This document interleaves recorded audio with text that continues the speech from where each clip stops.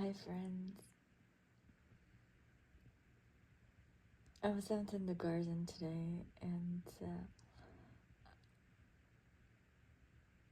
I thought more about how important nature is to us and how we are nature and part of nature and how we are animals. And sometimes we forget and put ourselves on top of the species, whereas everything is so interconnected and mutual that it's not a hierarchy, but rather it's a circle, and everything exists because of everything else. And again, nature illustrates that so well for us. Because for a plant to grow, it needs the nourishment of the soil, it needs water, it needs sunshine, and air. And we're just like the plant, we need all of these elements to grow our food, for us to live a good life. And if we don't have clean water, clean soil, clean air, if we don't have clean light, we're gonna wither and die. And how important it is to preserve and care for the planet, especially nowadays when consumerism is so prevalent everywhere. And this is the role of the divine masculine in all of us, to protect and to provide. And a good story that illustrates that, which I'm sure there are many, but is The Little Prince and the Rose. Initially, the rose seems to be too capricious for the little prince, and he embarks on this journey, abandoning her.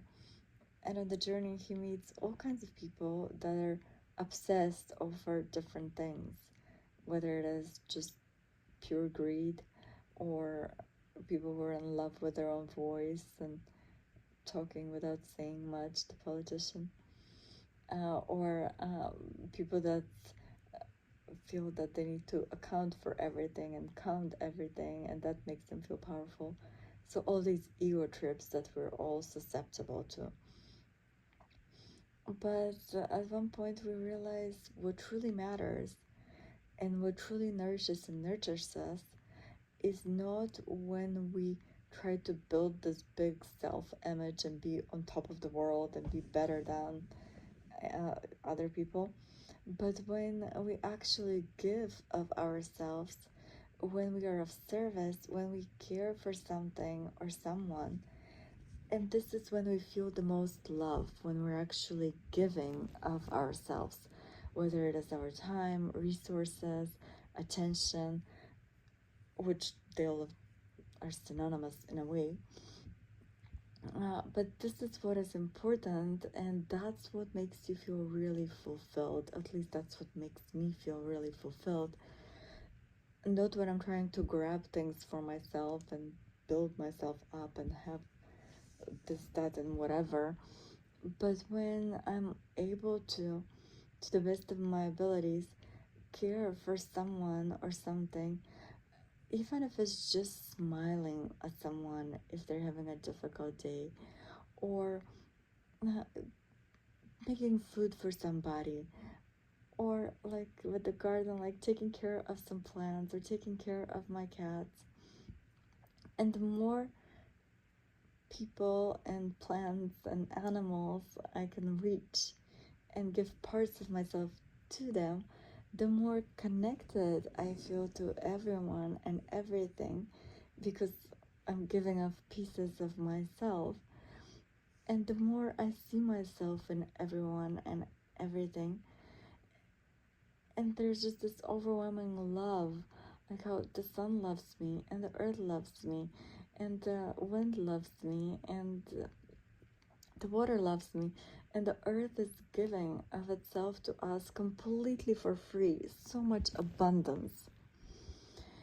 And if we truly comprehend it and how incredible all of that is, all of the natural gifts, then we would actually start to revere them more and ourselves more as being part of this ecosystem that is so intelligent and so incredible, how it runs together and how everything has its place. And when we feel that we're in our place and feel that reverence and feel that connection to our Mother Earth and protect and provide for her, instead of just depleting resources and consuming, making sure that we put plenty back, then we would feel good. And now the majority of us don't feel good because that balance has been tipped. And there are people suffering and animals suffering and the earth is suffering. And when parts of us are suffering, we cannot be well, since all is connected. So the more we work towards peace inside of ourselves, and then it will manifest on the outside.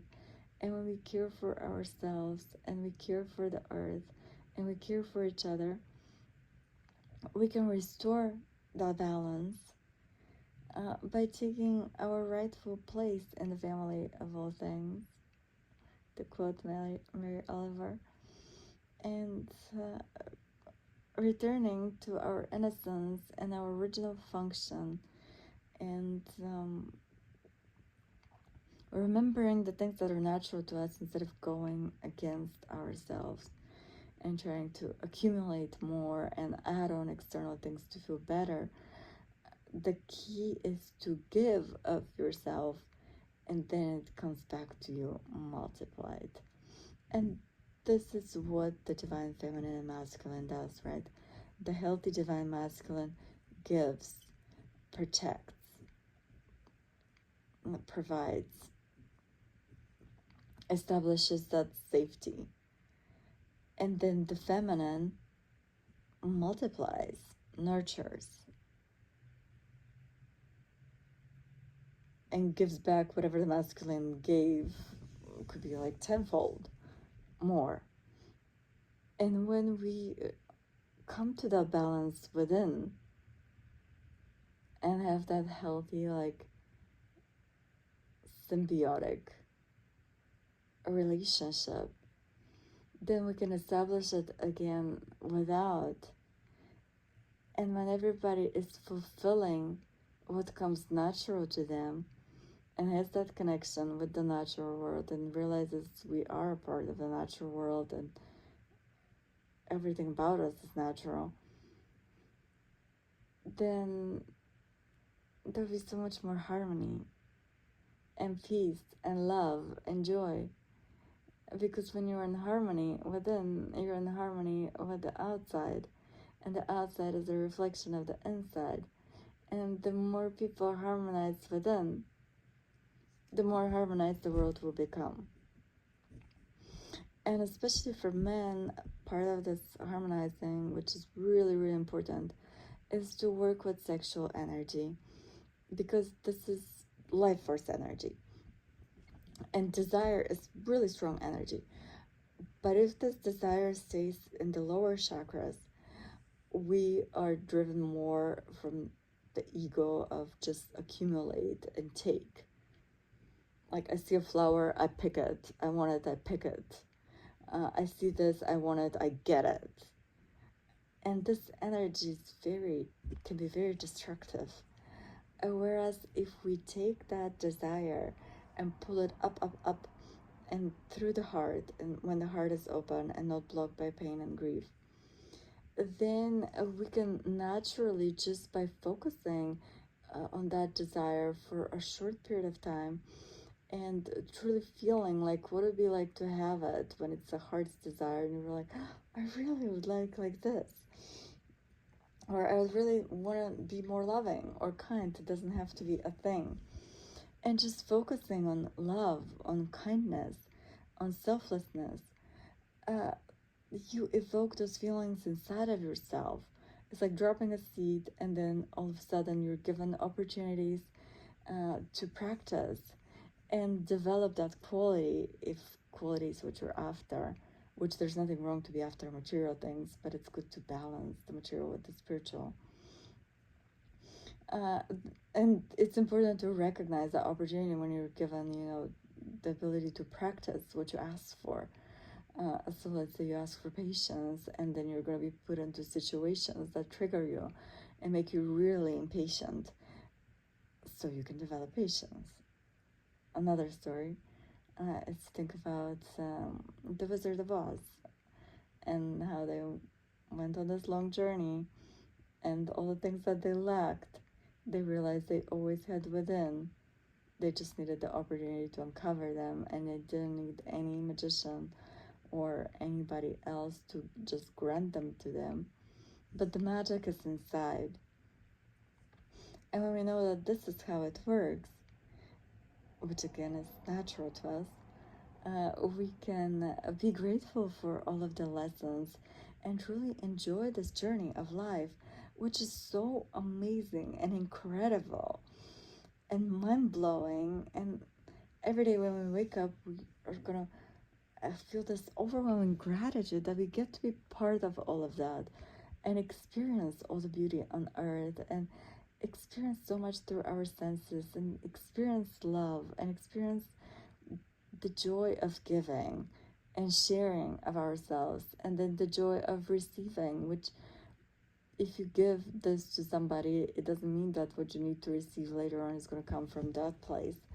But this is the selflessness. When you're in the opportunity to give whatever it is, and then when you need to receive, it will come, whether it's from that place or somewhere else, but from the person that is in a position to give at that moment. And it's a joy for them to give.